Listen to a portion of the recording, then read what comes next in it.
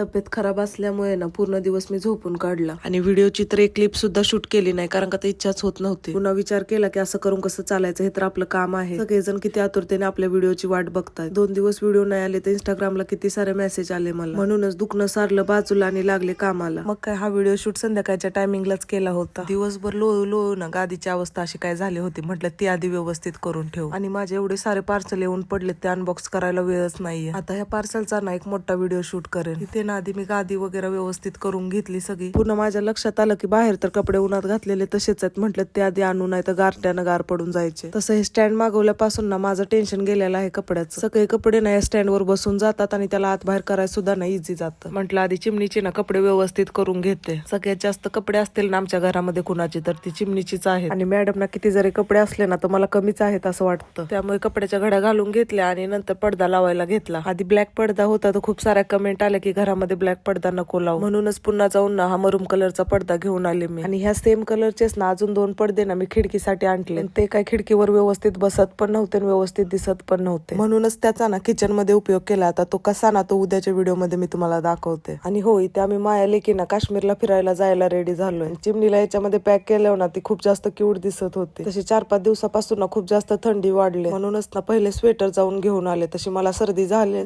थंडीनं अजून तब्येत खराब व्हायची. तसं चिवतायला हे स्वेटर ना खूपच जास्त आवडलं. ते घालून ना ती इकडून तिकडे पळत होती आणि मी मात्र माझ्यासाठी ना असं वाला स्वेटर घेतलं होतं. तर त्या दिवशी मी तुम्हाला हे व्हिडिओ मध्ये दाखवलं होतं आणि याचं नाव विचारलं होतं, तर याचं नाव सगळ्यांनी अरबी म्हणून सांगितलं होतं. सो आज त्याचीच रेसिपी बनवणार होते. अरबीला ना कुकरला लावून दिला आणि त्याची ना एक सिट्टी काढून घेणार आहे. फुल गॅसवर एक सिट्टी काढली ना अरबी चांगली शिजते, पण ही ना खूप जास्त चिकट आहे. खूप साऱ्या कमेंट आल्या होत्या की अरबी बनवताना ना त्याची रेसिपी सुद्धा शूट कर. तरी ते कढईमध्ये ना 2 पळ्या तेल टाकून घेतलं आणि त्याच्यामध्ये मोहरी आणि जिरे टाकून घेतले. मोहरी चांगली तडतडली की त्याच्यामध्ये ना थोडासा आल्याचा तुकडा टाकून घेतला आणि सुक्या मसाल्यामध्ये फक्त मिरची पावडर आणि थोडीशी हळदच टाकून घेतली. आणि नंतर सगळी कट केलेली अरबी ना त्याच्यामध्ये टाकून घेतली आणि चांगली मिक्स करून घेतली. आणि शेवटी ना याच्यामध्ये मीठ टाकून घेतलं चवीनुसार आणि थोडीशी कोथिंबीर. इतक्या सोप्या पद्धतीने बनवून सुद्धा ना एकदम भारी लागत होती.